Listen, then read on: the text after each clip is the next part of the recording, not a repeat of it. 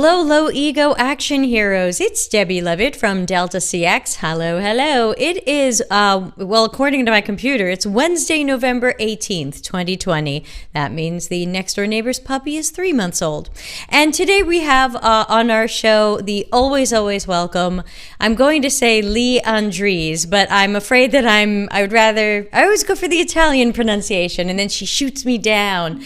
We're going to be talking about job titles, job levels, and kind of where the future of all this is going. So before we get started, don't forget to subscribe and press the like button and join live and ask your questions. And while I get all those systems ready to take your questions, Lee, tell us who the heck you are and please spell your name for those listening to the audio-only version. Sure. Hello, everyone. My name is Lee Andrese, and that's Leandrese. And I'm with a company called Akathame, and that is spelled Akatham as in Mary E. And Akathame is actually a made-up name. It's a made-up word. It means, it comes from two words, Akathame, which is a tool used to direct energy, and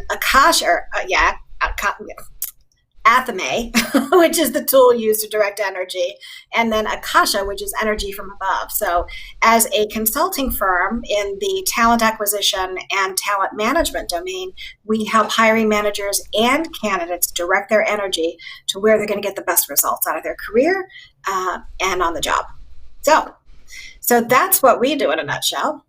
And Delicious. I'm coming to you live from Parkville, Maryland, outside of Baltimore. Beautiful downtown Parkville, Maryland. Thriving. Okay. Well, hopefully, maybe Doug's special guest.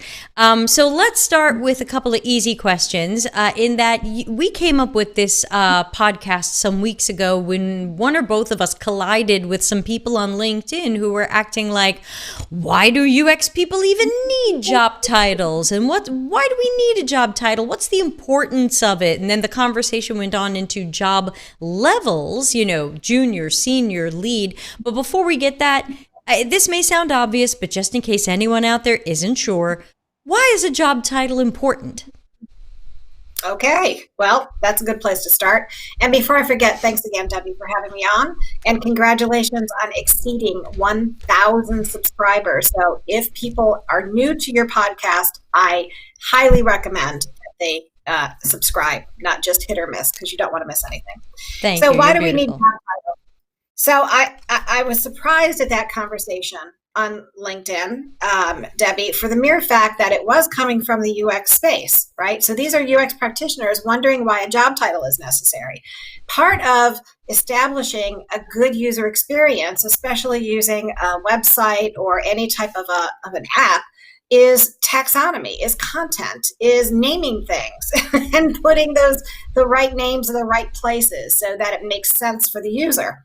Same thing holds true for a job title. They're very important so that the candidate can focus on finding that position, navigating their career, guiding their career, and giving them their next steps, and hiring managers to better articulate what they need in a short form. So if there is no taxonomy, if there's no hierarchy of title, it's a free-for-all, and that just doesn't make sense. So for organizational purposes alone, job titles are important. For career management, they are important. For finding your job, they are important. And for hiring managers to figure out what you need based on capability and outcome, they're important. So. Okay, thank you. And I agree. And let's also talk a little bit about levels. I think levels is something that those of us who are mid-level, senior, or higher, we're used to these designations of what level we're at. Some of the people who are just now getting into UX, either as career transitioners or they're just starting out, sometimes they don't understand these levels and they seem to think that they are unnecessary or they're putting them in a box or they're wrong in some way.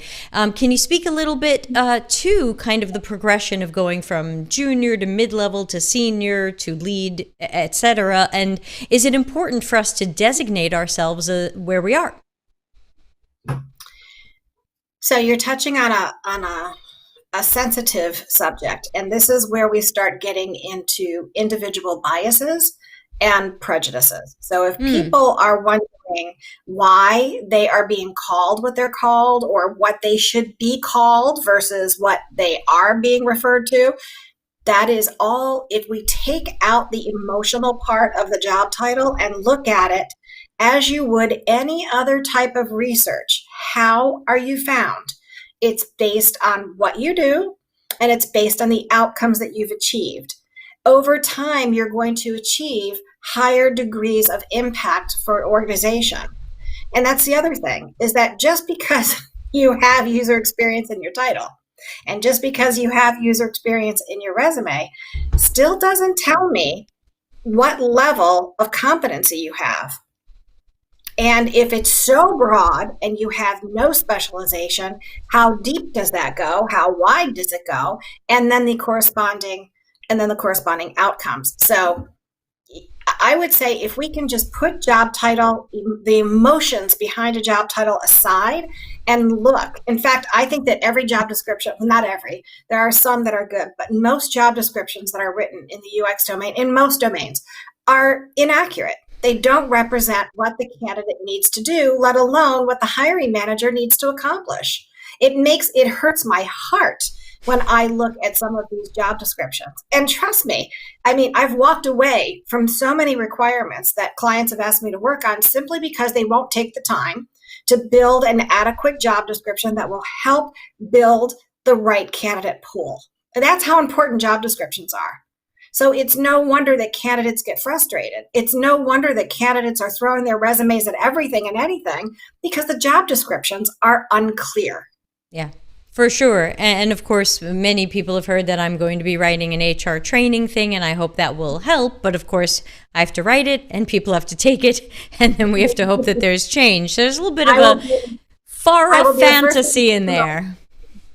Yeah, and I'll be the first one to promote it. So thank you. Thank you. So one thing I want to talk about with these levels is a question that I get from time to time is about, should I negotiate? So let's say you're interviewing for a job. I don't know if it's being offered, but should I negotiate for a higher level? And to me, there's kind of two different people who ask this question. There's the mid-level, senior, and higher, who are applying for a job and maybe they think they should be a little bit higher than wherever they were at the last job. But I also hear this sometimes from people who are junior or new to UX, maybe even about to start hoping to get their first UX job. But because they've come from some other career, they don't think they should be a UX junior. They want to start out mid-level, senior, something else, I guess because that's got more cred and maybe more salary. Should we be negotiating, or who should be negotiating higher job titles? That's a tough question. And again, there's a lot of emotion in that, right? So you've got somebody who's made a career shift, maybe after 15, 20 years of doing one thing, and then they move into UX. There's a lot of emotional investment in that change. And they don't want their 15 to 20 years of experience discounted. That hurts, right? And so the way that I position that, so if I were to represent somebody who did just that, I would represent them in two categories. I would say this person comes with the ability, and this is not UX specific. This person comes with the ability to discern quality, to make decisions based on facts. They understand business acumen. They have a strong business acumen, so they know how things work. What they have done, which is new to their capability, is add on the user experience capability. So while they are experienced in this other part, they are still new in UX. That person is likely going to be looked at still as an entry-level UX candidate. However, I can negotiate a higher rate if I can show that they've got business contributions. If they have improved revenue, improved profit, improved brand awareness or market share, coupling that with user experience, we can get a higher rate. But if you don't have those stories that tie directly to business impact, you're going to be viewed as a junior user experience person. That's it. And so it is when we coach people in their careers, when they're transitioning, especially during COVID, people are retooling their skills actively this year, which I think was a blessing for COVID because people are going back to school and they're learning, right? That's they're forced to learn something new. So if in many cases, one person that I work with, their skills were fairly irrelevant. They had been outdated. They had not updated their skills. They had not updated their capabilities. Their outcomes were stagnant, and they were forced to go back to school because they lost their job. So, and going into user experience, he knows that coming out, he's a junior. And I set the stage for that. I said, do not expect to walk in asking for $130,000. That's not going to happen. Right. You're going to be looking at maybe 60, 65,000. And if we play the cards right and you've got great stories, I might be able to get you closer to 75.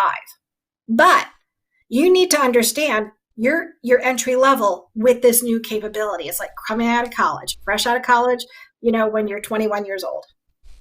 Got it. Does that make sense? Yeah, absolutely. And along those lines, once in a while, I'm asked, hey, why do I keep hearing that I'm not really qualified for this job? The job is looking for 3 to 5 years, and I used to do this other job for 5, 7, 10 years.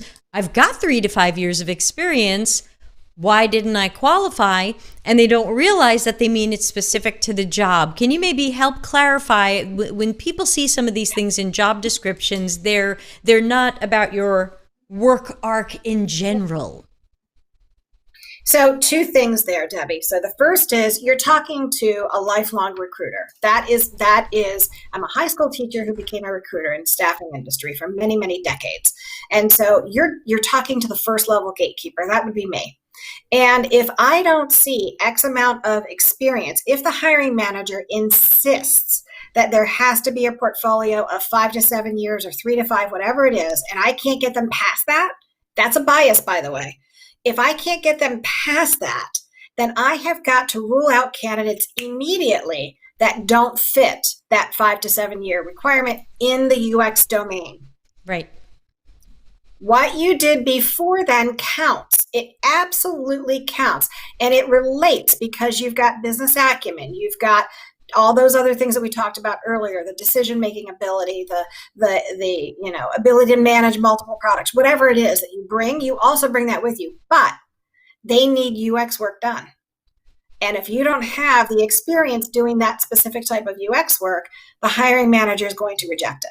And how do I know this? I think that's the question that many people are struggling with. How does this hiring process work, right? So when it comes to UX candidates or any other candidates, the hiring manager has a relationship with the recruiter. The recruiter knows that hiring manager inside and out. That's why we start with the requirements, then decide what the job title is, more often than not. If they start with the job title and then go backwards, then we need to make sure that the description matches the title. So there's always, if you're working with a good recruiter, that hiring manager is working with a good business partner, they'll have those discussions. This is why when you apply to jobs that you don't meet the minimum requirements of, you get an automatic rejection. That's where the AI technology in the ATS comes in. That technology is already programmed to scan out how many years, what kinds of skills, could be even where you worked, what you did, automatic rejection. So this way the recruiter only sees candidates. It's not true. The recruiter can see every candidate in the ATS. We have access to every single one of them.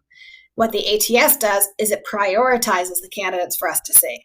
Those that meet the best, that fit those, they come to me first. And all the other ones, when I've got time, I look at them. Oh, I know you have so much time. I want to throw another thing at you. There are some UX gurus or pseudo gurus out there who once in a while will, in their support of juniors and those new to UX, again, either career transitioners or people with their first job, And I'll hear a lot of times, hey, we support you juniors. We love you juniors. And people should be more supportive of you. And if you want to apply for that job, you go ahead.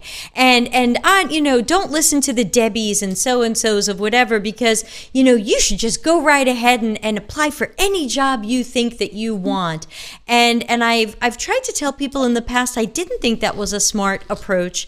But you're the recruiter. You're the person, you are that gatekeeper in a sense. So what would be your advice? Should everybody apply for every job and just go for it? So overnight, I posted a job last week, and overnight got just under 90 applicants. None of the 90 were a fit because they were nowhere near what the requirements were. None. Since that time, another 200 applicants applied to that job posting. How many do you think made it? 0. Why? Because they're being told to apply to anything. Those are the candidates that are being told to apply to anything. So here's my suggestion. Apply to jobs that you qualify for. Reach out to and network with people to find out where those jobs are. Your time is important. And every time that you send out a resume and get a rejection notice, that hurts your emotional side. That you will start questioning and doubting your own capabilities and your own interests and your own value and your own worth. This is why people struggle with this, because they're not focusing their efforts. You need to focus your job search. And if that job online doesn't read you, doesn't match what your background is, then you start networking to find out who you can talk to within that organization. If it's a company that you really want to work with, get yourself in that door. So if you know Debbie's working at Amazon, you call Debbie and you say, Debbie, I saw this position. I'm not qualified for it, but I really want to get my foot in the door of Amazon. How would you suggest I go about doing that? That is a much better use of your time than throwing your resume into a database that will just sit there and do nothing. Yeah, that's a great point. Yeah, no, you always do. We've got some great comments in LinkedIn from new friend of the show, Solomon. So I'm going to read those to you. And Solomon says, I've seen a lot of stuff like this. We're looking for an entry-level UX designer with 5 years of extreme programming who writes HTML, CSS, SAS, Java, C++, and demonstrates user-centric thinking and can design innovative and groundbreaking platforms. And Solomon continues saying, I'm under the impression that entry-level roles should be, as Miss Lee says, for newcomers, people with little to no experience in the field, yet they aren't written like this. But what can you or I or Solomon or anybody do about some of these truly bizarre jobs that appear to be some sort of bizarre modern, I don't even know what, indentured servitude? Or let's find one desperate junior who's going to try to juggle 72 plates? Yeah, those are lazy recruiters who are not coaching their clients. And when I say if they're internal or external, it doesn't make any difference. They are lazy recruiters not pushing back to the hiring manager. That's all that is. I say that to those when those recruiters send them to me, I say, it's your job to go back to this company and say, this is an unreasonable job. This is a one-way ticket to burnout. And even if you got somebody who claims they can do all these things, which one of these things can they do expertly, because your stuff is mission critical? That's right. Which is why I walk away from a lot of requirements. Right there. That is the answer.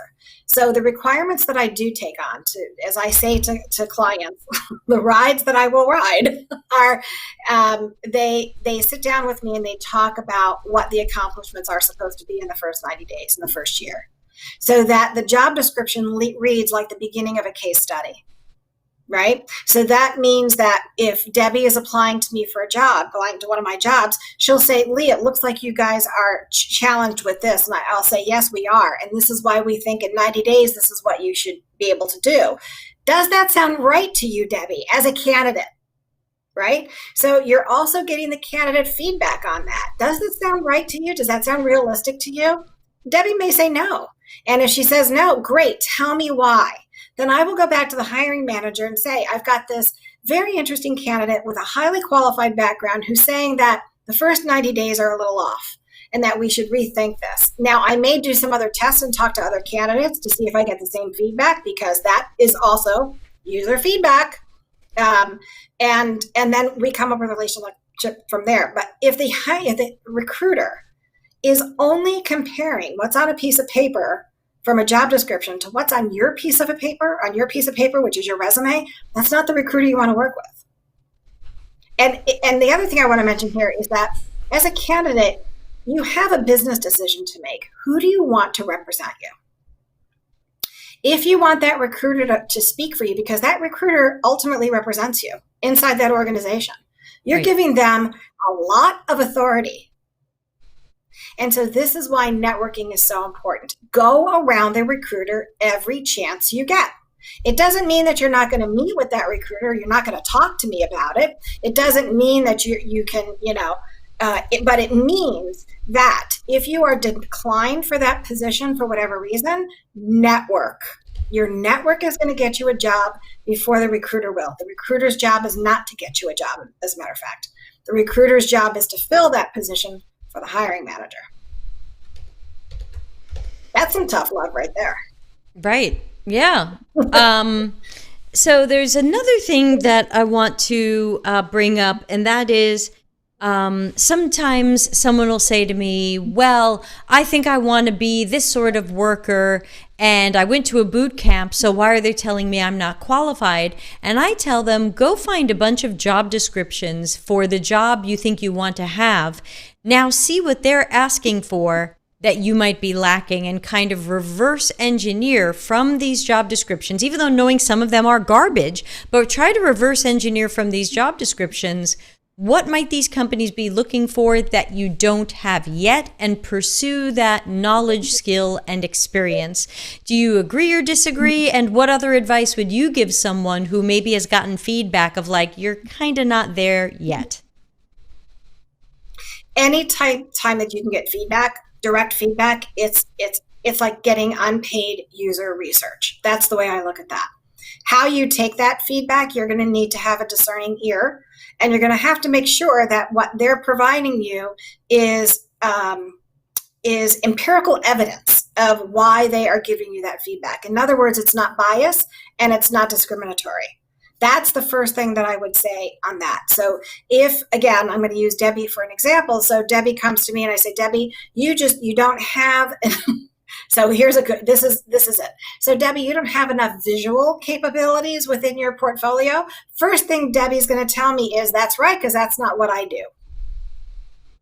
I'm just crying. Go ahead. Is that what that is? Yeah. So, and I'm going to say, okay, well then you're not qualified. If you want to perform this job, this is what you're going to need. So I'm going to ask all the candidates out there, specifically in the user experience space, that if you are just coming out of boot camp, establish your expectations for reality. What are you really qualified to do? And my suggestion there is not wait to apply for a job to figure that out.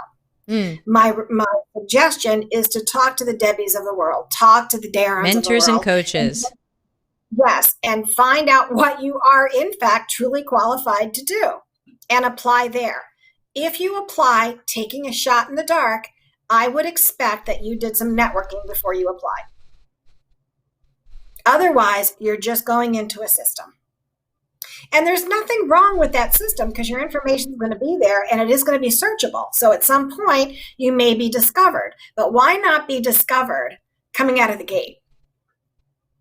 Right? And let me just qualify something. If you're working with an in-house recruiter, that's different than working with an external recruiter from a staffing firm or a talent agent. You don't want to go around the talent agent and those guys. If you're working with them and they're representing you, they don't get paid unless you get a job. So they're highly motivated to get you a job, right? They're much more motivated to understand you on a very intimate level in your capabilities and outcomes, because their income depends on getting to know you really well. Those are not the bridges you want to burn. If you're working with an in-house recruiter, they will tell you network inside the company. It makes their job easier. It makes their job a whole lot easier if you are well networked within the organization from an internal recruiter standpoint. Thank you. We've got questions flying up from LinkedIn and from YouTube. So I'm going to jump over to LinkedIn. And Angela says, thank you for all this information. I've been working for over 15 years, but I'm learning UX processes and background. And I know when the time is right, I definitely will posture myself as junior or entry level. So good luck, Angela. We've got a question from, Can I jump in for a second? Yeah. I want you to stop thinking about yourselves as junior or entry level, because as soon as you put that in your mind, again, finding a job, working career, it's a very emotional thing. It hits us all. And if we haven't learned that this year, I don't know what's going to help us learn that. I want you to think of yourselves as expanding your capabilities, expanding your skills, and that you are willing to learn from the ground up. Right? So it doesn't make any difference how they refer to you, junior, entry level, mid-level. That the job description will help you figure out which jobs to look at and apply for and which jobs to spend time on. But inside your own mind, you need to be proud of what you're doing. When you make a career switch like that, it's a big deal, especially if you're in your 40s and 50s making this switch. It's a huge effort. So you're not starting over. All that experience still applies, but you do need to get some grassroots under you in the UX domain. So then we'll call you an up-and-coming low-ego action hero instead of a junior UX designer. I love that. Back to, yes, but can you name that dog? I want to say it was Diana, but I'm not sure. It is. Very good. That is Deanna. Yes. Lee follows my dog's Instagram account, so she has learned who's who. There was a couple of comments here from Darren that I want to throw up on the wall. One was, I once interviewed with Facebook and was interviewed by someone with very little experience who couldn't relate to some of the things I said. I was misjudged as a result. That's tough when you are senior to the person interviewing you. But Darren's real question was, what's your advice for seasoned folks who are, this was the companion to that comment, what's your advice for seasoned folks who are interviewed by relative newbies? Well, so that's a mindset on both sides of the desk. So if we are already have it in our mind that this person is new and they have less skills or capabilities than us, we've already made up our own side of the street, right? Those biases are already in our head. So we need to get past that. That's number one. And number two, if you are being interviewed by somebody who shows no regard for what you bring to the table, then you are not talking to the right person. You are too low. You are talking to somebody too low in the decision-making process. You need to go even higher. So there's two sides to that. Make sure that you are applying for the job that you are warranted to deserve and what you want to do. If that's the case, more than likely, and let me tell you something else. If you take a page out of Bill Gates' book, that guy knew nothing. He hired people so much smarter than him to help him grow his company. So if you go into somebody and they know what they don't know and they look at you, Darren, because I would look at you, Darren, and say, again, I would be in a fetal position if somebody asked me to do any of your jobs. So I would definitely hire somebody who's a lot smarter than me, knows what they're doing, so I can take a step back and you're going to make me look great. If that person that you're meeting with has less experience than you do, less results than you do, and they're hiring for somebody at your level, then just turn that table around and just say, how can I help you? That's it. Just ask them that question before the interview even starts. How can I help you? What that does is it cuts the biases on both sides of the table, right? And you can't help those biases. Some of those are just baked in. You just have to be aware of them. When you ask, how can I help you? That less experienced person on the other side of the desk is going to say, and I've had people say this to me all the time, wow, nobody's ever asked me that during an interview. And they immediately, all barriers, all, protection levels, they just come off. They melt away, and you've got a whole other conversation. And then it's up to you as the candidate to decide, do you want to help that person or not? How do you like that for Apple?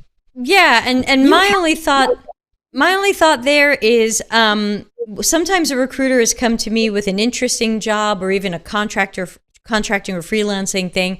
And when I say, well, who does this report to? And they'll say, oh, we have a head of UX. And I'll say, oh, great. Do you mind giving me that person's name? I'd like to see them on LinkedIn. And I take a look on LinkedIn and I find that the person is 1 or 2 years out of a boot camp and somehow is now the head of UX. I will usually choose to not interview for that job on the assumption, and I could be wrong, that someone who's 1 or 2 years into their UX career and is somehow now being called the head of UX might not exactly want a Debbie under them. Now, that could be an incorrect assumption, but every time I've said that to a recruiter, they've been like, you're right. I know this person. You're right. Let's not introduce you. Okay. But you asked the question, Debbie. That's the most important thing. Say, is this really going to be a fruitful effort for me to do this, or will this person not regard what I bring to the table very highly? And so if you ask that question, it's great. But if you don't ask that question and you go into that interview already with that assumption, that's when it becomes not very productive. Right. What? We've got more. And Darren says +1 on that statement, but I got to convince Darren to stop using pronouns because he's always so far behind whatever I'm talking about that I don't know which that he's always talking about. No more pronouns, everybody. Plexus is here, our good friend Brett. He's got a question that came across in 2 messages because they're limited to how much they can type. And Brett starts with, when I discuss my issues with recruitment, ghosting, lack of support, interest in me as a candidate, trying to get me to drop my rate, other forms of manipulation, individual recruiters typically say, I don't do that.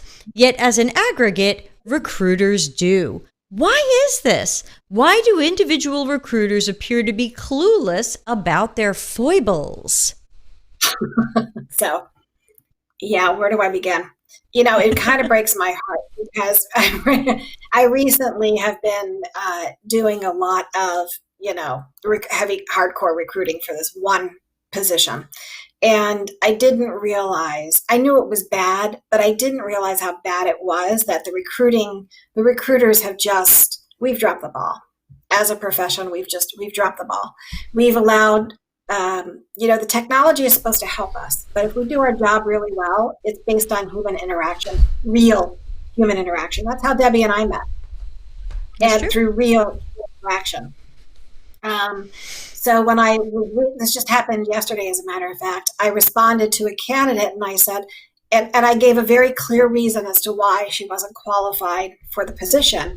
She sent an email back or note back that says, you're a dying breed. Meaning that an actual response is not, one of kindness and one that had thought to it. And so right. To understand the process from a candidate's perspective is something that you should understand. So not only should you be looking at the job titles, but understand how that company's hiring process works. Unfortunately, recruiters are getting bombarded with unqualified candidates. And so therefore, the reliance upon the technology to do that first screening is really important because you're getting 100 plus candidates every day and they're managing, several job orders, requirements. So it's impossible for them to get back to everybody. They are prioritizing their time every second of the day. So that's why it makes a lot more sense from the candidate side to apply to jobs that you really are qualified for. If you find that you really are qualified for it and the recruiter doesn't get it, right? This is where your frustration comes in. You've got everything that it takes to do this job and you still get that rejection. That's when the candidates get really upset because they don't know why. My suggestion to you is to try to get a phone call. Try to say, I thank you for telling me that I'm not qualified. I would really appreciate understanding why. And if they don't follow up with you, use your networking skills. Go to that department. Go to that department head. I don't care if you've got to go to the CTO or the CIO. Because at that level, the CIO and the CTO, do you know what their number one problem is? Of the CEO, do you know what the number one problem is of any leader in an organization? Let's see if your audience knows. What is the number one challenge leaders of organizations fight every day? Well, part of me would think making more profit, and part of me would think attracting and retaining good talent. And part of me would think creating products that don't suck so much. But I don't know what the number one is, and nobody has written in yet because we are delayed 20 seconds. On Let's a see bad what day. your audience says. I don't know. Elijah's going with talent. And Elijah would be right. He always because is. Products, revenue, profitability, growth, expansion, brand awareness, all hinge on one thing: having the right people doing the right things at the right time and in the right place and in the right way. So if you don't have people to drive your business, you're pretty much out of business. That is how a company scales. A company scales based on the people that it has, based on their processes, their technologies, their tools.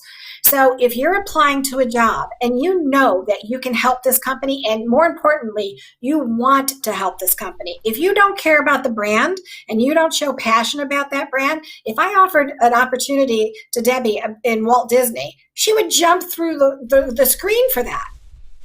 Yeah, I know her. So as a talent agent, which is typically how I operate, as a talent agent, I represent Debbie to all those companies that she loves to work at, right?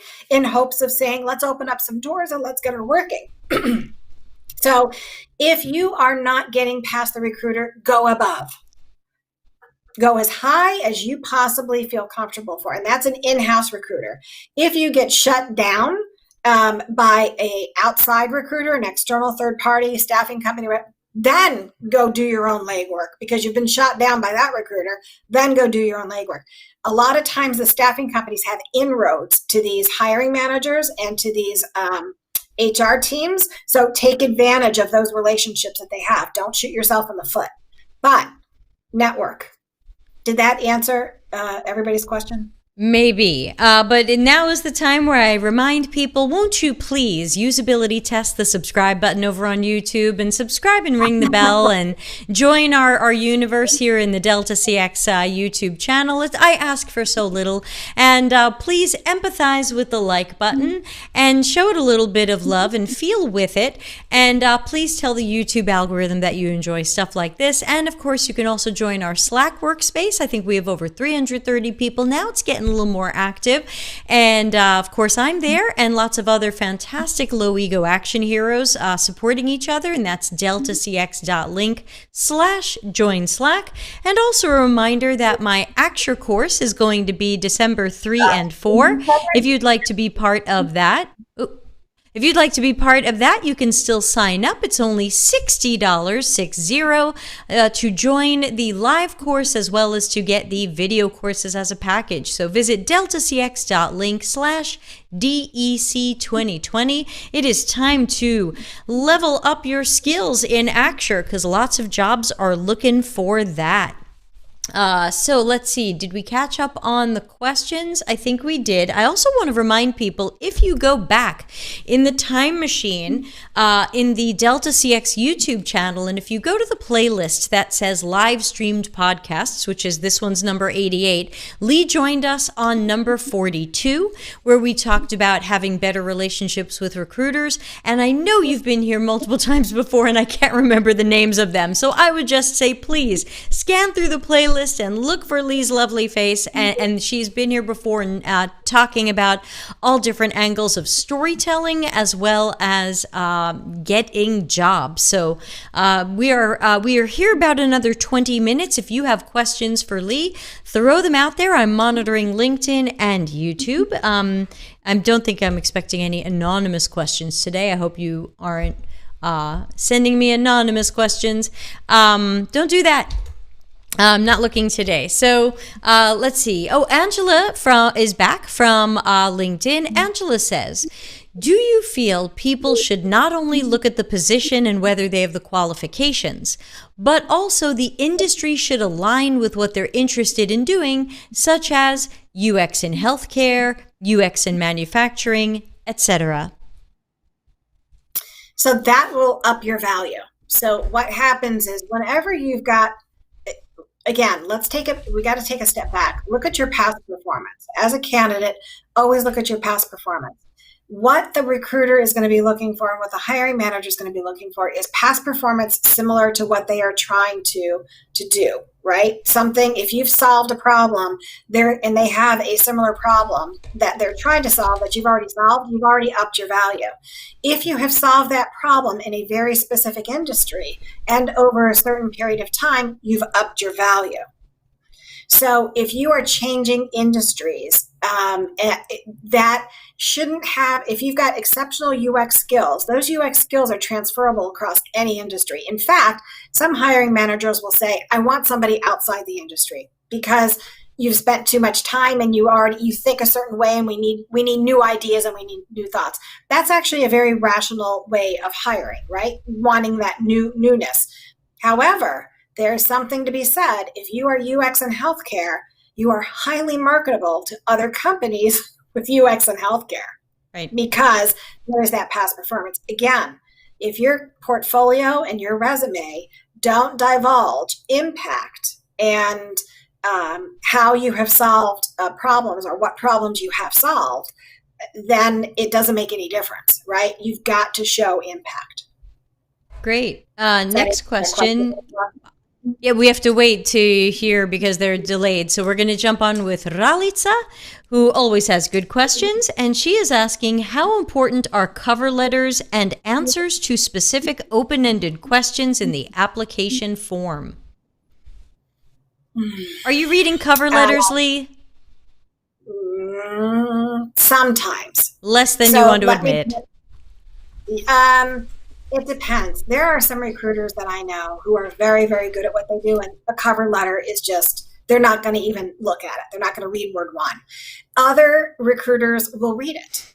So it is a roll of the dice as to whether you send a cover letter or not. If you feel as though you want to explain why you're applying for that job, then a cover letter is fine. In fact, in looking for this position that I'm recently looking for, and I see that the resume isn't anywhere close, I actually look at the cover letter to see why they applied for the job. And guess what I find out when I read that cover letter? Every single time. Something good? No, not at all. Oh. It's a copy and paste cover letter. It's a template. Oh no, boo! No, write everyone freshly. Oh, I do. Look at me. Yeah. So so I would say that if you're going to write a cover letter, make sure that it stands out. Don't make it long. Say the reason I'm applying for this job is. Just answer that question. I'm applying for this job because. That's it. That's all you got to say. Debbie, I'm sorry. I'm Elijah. I'm yawning. I've tried to tell everybody I fall apart at 3 p.m. and it's after 7 p.m. here, and I'm allergic to caffeine. This is the best you get. We've got an interesting question from Andrew on LinkedIn. Andrew says, is the job market tough due to COVID? It's interesting because as many people that are unemployed, it's still hard to find specific talent. So there's that. If you've got a unique skill set, you will always be hard to find. If you have not been able to stand out, then it will be hard for you to find a job. I'm shocked at how long it's taken me to find this one position. And it's a social media position, which is, it's not even my normal space, but still, it's horrible. And but it's a very specific type of portfolio that we're looking for. And that is the case 99.9% of the time for UX candidates. When you're talking about user experience, customer experience, when you're talking about digital development, if you're talking about anything that creates a product on any part of that, hiring managers are looking for very specific skill sets. And then tack onto that, all their biases and all that other stuff that a recruiter has to help them work through. So that's when things get tough. But what's tough is that we have a flood of candidates that are applying that just don't fit anywhere near the requirements, which slows the hiring process down for you and for the hiring manager, and it really puts a strain on the recruiters. And I also think that that has the potential to drive away the good candidates, because if 400 passionate, overzealous people apply to a job, and let's say 0 of them are qualified, the hiring manager might choose 0 of them. But if I'm on LinkedIn, which tells me how many people have applied, and I see 400 people have applied, I figured, oh, what's the point of me jumping on that pile? Surely they've already found somebody great. I guess I won't apply. And meanwhile, for all I know, they've turned down all 400. Exactly. And that's exactly what happened to me. That's exactly what happened to that job posting last week. It yielded nothing. So if I'm a recruiter, and I'm actually more of a talent agent than I am a recruiter, which is why I think this is also difficult for me to understand why this is happening. But the fact of the matter is that a good recruiter will do everything outside of posting a job to find the right talent. They will use Boolean searches on every platform that there is. They will network in Meetup. They will network in the associations. They will network in publications. They will hunt down. So I really am more of a headhunter, if you will. So I will go after specific companies and, identify candidates who used to work there or who currently work there that might be interested in making a move. So that is really, and networking. Of course, my network is my number one place of referrals. I would trust anybody that Debbie referred to me sight unseen. I would just do that because I know her work and I know what she does and how she does it. And so that's the network that I've built over several decades. So get that network going for you as a candidate. And please don't apply to anything that you don't meet the minimum requirements of. Yeah, and I'd like to talk about, Darren says, I get blown up by recruiters even when I'm qualified. Don't know what to make of that at times. Oh, sure, I've been ghosted. I had so many interviews this year where I was told I was perfect and then I was ghosted. So it happens to all of us. I want to talk for a moment about something that happens to me once in a while. So we talk about networking with people and connecting with people and reaching out to people who work at the companies that you want. I find that sometimes I get a message in my LinkedIn inbox from a person I don't know who says, hi, I just graduated a boot camp, or I just graduated this university, or I've just been laid off due to COVID. Please help me find a job. Now, I think they think they're networking, but I want to make sure that people know, and I want to hear what you think, and maybe Darren and some of the other people. My response to that person is, I can't recommend you for a job because I don't know you. And if you end up not being freaking awesome and I burn a bridge, then I'm not going to be able to recommend anybody ever again to those people who trusted me to send them great people. I don't know you. So what is the right way to try to connect with a Debbie or with that person at that company that you want to work at? Because it's definitely not, it's definitely not, dear Debbie, please help me get a job. That's not the way to do it. What is the right way to connect with those people when they work at your dream job or you're interested in them as a human? Your initial response to them would be follow them first. Start commenting on some of the posts that they make and let them know, Debbie, I am so impressed with what you've produced. I would really like an opportunity to get to know you, to brainstorm with you to see how I might be able to follow in your footsteps or, advice on getting that first job. That's the way you want to approach that. Engage with them but I think that is a skill, right? This networking piece is a real skill, and you're going to need to do exactly what you do in user experience, which is test certain messaging, certain approaches, and try it for different people at different times of the day and different, sound bites in those requests to connect. So you're going to need to do some testing on that. The most appropriate way is to just say, on Debbie's post, say, hey, Debbie, this is really great stuff. What would you recommend? Where should I begin my career search? Where does that begin? Where should I start? And your company has always been a dream company of mine. Any suggestions would be great. But to come out and ask somebody to help you find a job and they don't know who you are? I don't think so. I want to talk to you. I want to go back to Darren's comment and your comment about going through an interview and then getting ghosted. This literally, I mean, every time I hear this, it breaks my heart even further. My suggestion to candidates is that before you go into the interview and before you start the hiring process, you come right out and ask that recruiter, tell me what your hiring process is like. And if I am not selected after all the interviews, how will I be notified? Establish communication right up front. And if they don't do it, don't take another request from that recruiter. Find yourself 4 to 5 recruiters and connect with them on a deeper level, on a much deeper level. Trust that they've got your back. Trust that they will tell you what the outcome is of any attempt that you or they make on your behalf.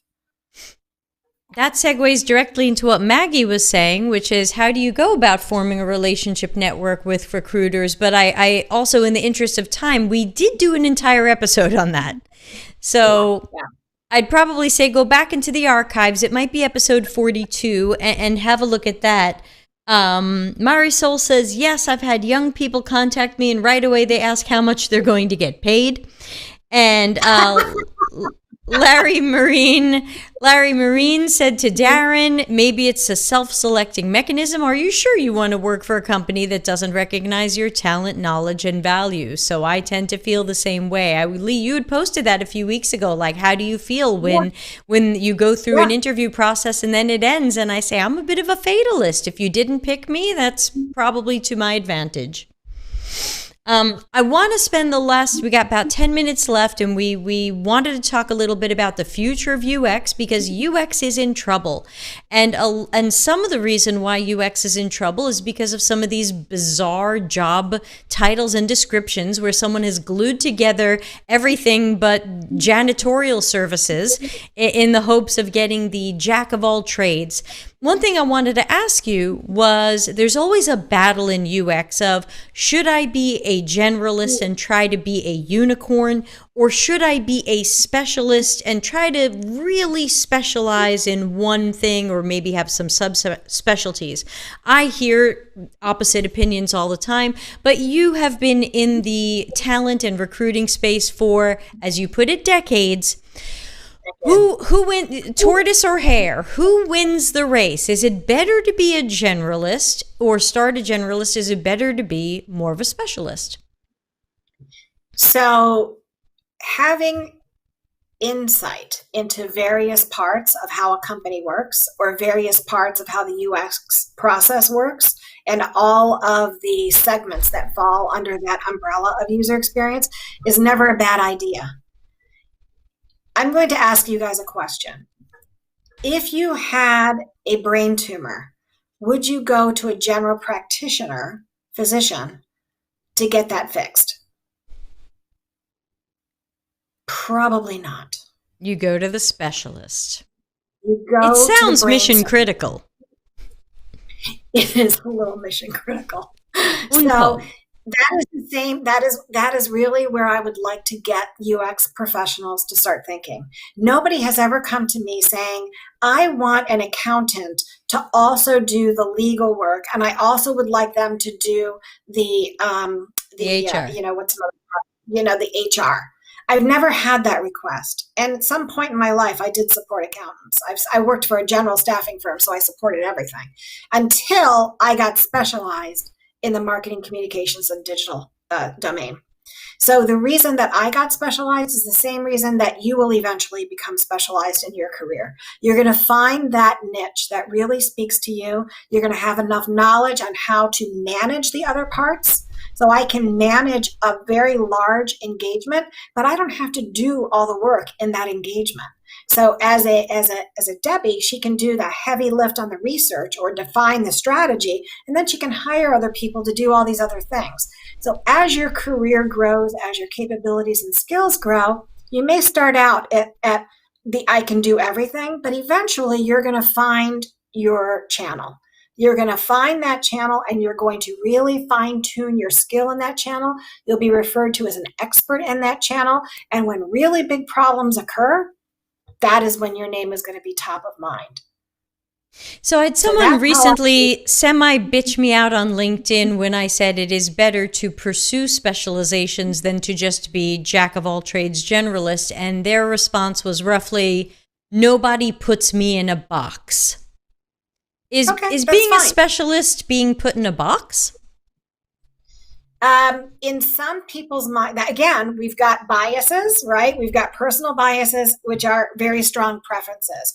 And then you've got hiring managers who will discriminate on that. They will say that they're too much of this or too much of that. And then hiring managers will say they're too much of everything. They're not good at any one thing. Right. So there's no right, wrong, good or bad.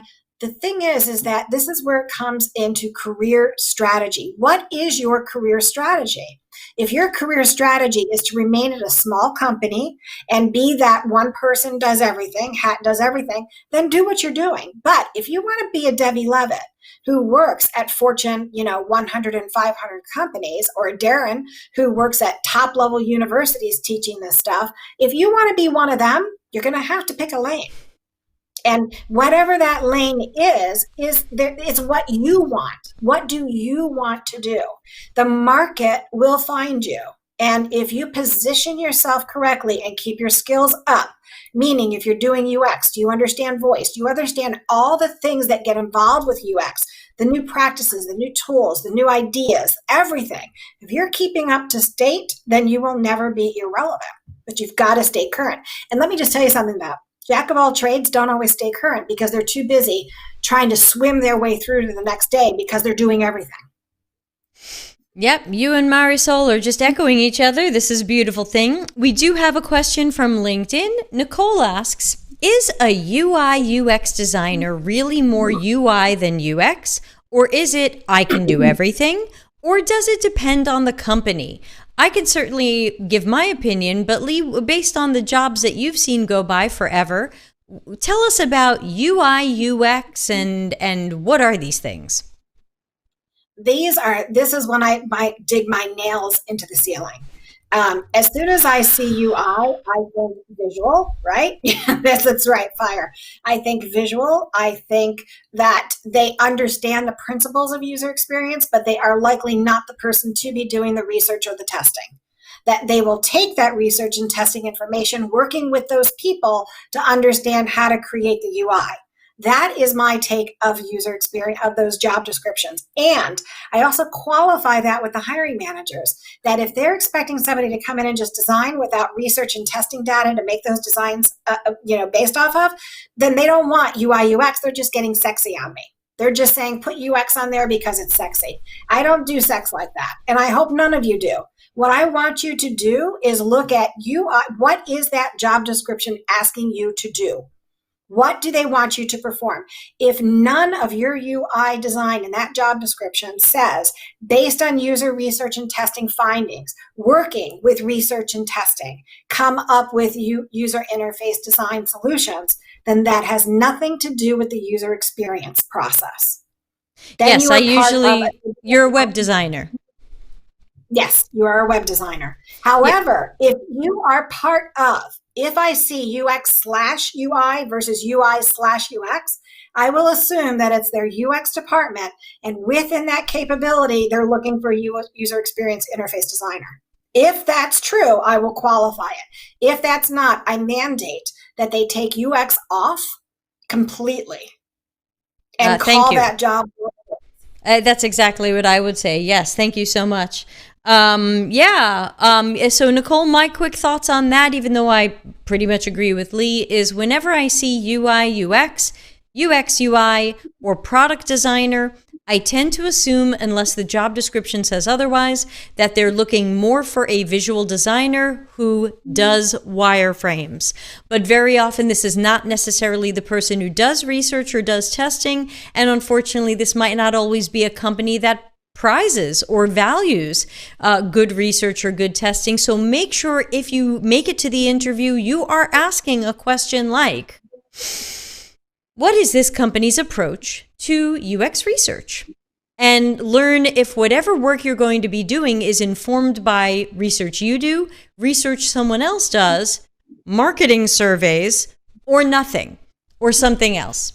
And that way you don't go into the job and then show up on my show and go, why am I at this crazy, terrible job? How do I change these people? So Maggie wrote, what a quote, but I don't know which one she means other than Lee doesn't do sex that way. Maris, I don't know. Maggie, which quote? Maggie's always writing down our quotes. We got to write them down. We're going to make merch. Marisol says, I don't do sex that way. Marisol says, when I see UIUX, I assume they don't do UX. I have to admit, I mostly tend to think that as well. I'm open to being surprised, but I always believe the portfolio will tell the story. And when you actually read that job description, in that case, you've got to dig deeper into the job description. Don't just look at the title, go deeper and ask questions. If you don't see research and testing in there and design based on that, then it's not UX at all. And I know we're running out of time, so I'm going to put up one last comment that came from Joel, which I'm going to turn into a question. Joel put up a comment a little bit earlier that said, oh, Lord, it's so general that there's no difference between senior director or first year UX. Totally copy pasta. Hi, Lee and Debbie. So what I wanted to turn that into a question was, sometimes I go on LinkedIn and I go, based on where I'm in my career, I would really love to be a director of UX or UX manager doing the strategy and operations and mentoring and blah, blah, blah. And I go to LinkedIn and I look up director of UX jobs, and almost all of them are individual contributor roles where they say you're the director of UX, and then the job description says you should be able to do the research and write the reports and make the wireframes and do the information architecture and evangelize this and blah, blah, blah. And I feel like that's not director of UX. Have you seen this, Lee? And then what do you do with that? So you qualify it. You just qualify it. So that's largely, that's predominant in small to medium-sized businesses. So they may not have a full UX capability, or they could be building that capability. So if that's the case, then a qualifying question there is this position supervising? What's the supervisory responsibility for this position? If they say none, your next question is, are you looking to build out this capability within your organization? If they say no, and you want to be in a management role and that's what you do, then that's not the right job for you. Larry's echoing that. Larry says a director of a team of none. Yeah. I'm the director, because then imagine you're going into your next job and they go, oh, director, how many people reported to you? 0. Yeah, it's not cool. It's not cool. You've got to and this is why you've got to be able to push back. Whether you're a candidate or whether you are in a leadership role in user experience, we have got to push back and stand our ground just the way every other profession does. You've got accountants who are recent graduates, even with a CPA, that are still considered junior. Right? So the same thing holds true with lawyers, with attorneys. The same thing should hold true for UX. You've got to be clear on what it is that you do. And as a hiring manager, you've got to be clear on what it is that you want the candidate to do. And if that talent doesn't align to that, they're not going to get chosen. If the talent, you're missing out on good talent if the title doesn't fit and if the requirements don't fit. So it's up to everybody to really pull together and say, this is our community and this is how we want to be represented. But I don't see that happening. I see it, you've got people tugging on both ends, and it's painful to watch. Yeah, that's really, again, we're overtime, so thank you for staying a little bit late. I was going to ask you for some closing remarks on how do we improve the future of UX? I know you and I can't fix everything, but you were just starting to go there in your last comment. What can any of us do to improve the future of this profession? I think that you need the big names. You need to get the sponsorship of the big names and say we're drawing the line in the sand. This is what the user experience profession is all about. You need your Don Normans. You just need these people to help vocalize it from a practice at the association level, right? So when you go to all these meetings, there should be somebody there saying, this is what our practice is. This is what our profession is. This is like the SHRM, Society for Human Resource Management, which I belong to. They say very clearly, this is what our profession stands for. This is what these people do. These are our, and we're sticking to it, right? It changes over time because, titles change. They get cute and then they get not so cute and all this other stuff. But in a nutshell, you've got generalists in HR, and then you've got very strong specialists. If you're going to do that in user experience, there has to be some agreement that says homogenization is only good if you are at a small company having to do multiple facets of user experience. Beyond that, if you want to play on the big rides, if you want to go on that big wheel, and manage a large UX capability, you've got to get some management skills, and you've got to get some specialization in your portfolio. Yeah, and thanks for thanks for saying that. I know we're out of time, but I wanted to mention quickly, I did a talk a week or so ago where the audience was mostly leadership and executives, and I wrote a new talk called CX and UX Strategies to Reinvent the Customer Experience. And one of the questions I got after it was, where does UX sit in the organization? Is it under product? Is it under engineering? Is it under marketing? And I said, well, in a dreamy dream world, CX and UX are its own organizational branch. And the guy was like, yeah, but who does it answer up to? And I was like, chief experience officer. And he kind of looked at me. Right. And I said, look, a plan B would be the product team, but the ultimate goal is chief experience officer. I said, go into your LinkedIn and search for chief experience officer and CXO, and you will see more and more of these people. Companies are breaking UX out from being under these wrong places and putting it in its own organizational branch, which I think would also help. That is, Do you know why that is and why that's so important? I do, but I'd rather hear you talk today. Because user experience can't be bought. I hope. User experience cannot be bought. And when user experience embeds themselves under marketing or any other product line, guess what happens? It's terribly manipulated. Yes. Now we're talking about more egos, more fear of, wanting what they want because their jobs depend on it. And they're not thinking about the user. They're not thinking about the customer. They're thinking about, and they think they have the answer, and they think they know more than the customer does. And you know what? Sometimes they might be right. Sometimes you've got such a visionary in place. I mean, that's where you get the Bill Gates and the Steve Jobs from, right? And the Walt Disneys of the world. These people were so ahead of their time that users would never have ever thought of the things that those guys did, unless you're working with somebody like that, which is not highly likely when you're talking to middle-level managers, I'm sad to say, that they're not going to pay attention to user insights. And what happens is the poor CEO is wondering what the hell is going on because they've got this UX capability. Aren't we supposed to know what our customers want? And yet it doesn't happen. Yeah, so and go ahead. It has to be separate. That is you're right. It's the dreamy dream. It has to be separate. Yep. And thank you for staying late. I'm sorry if we made you late for something else, but tell everybody where they can find you, how they can follow you. If they have questions we didn't get to, is it okay to ask you? Absolutely. You can reach out. I connect with everybody on LinkedIn. Go ahead and shoot me a connection request. Happy to connect. Or you can follow me on, I'm also on Twitter, Akathame LLC, and we're on Instagram, we're on Facebook, YouTube. I've got a YouTube channel for Akathame, so all of my recordings are there as well. Thank you again for having me.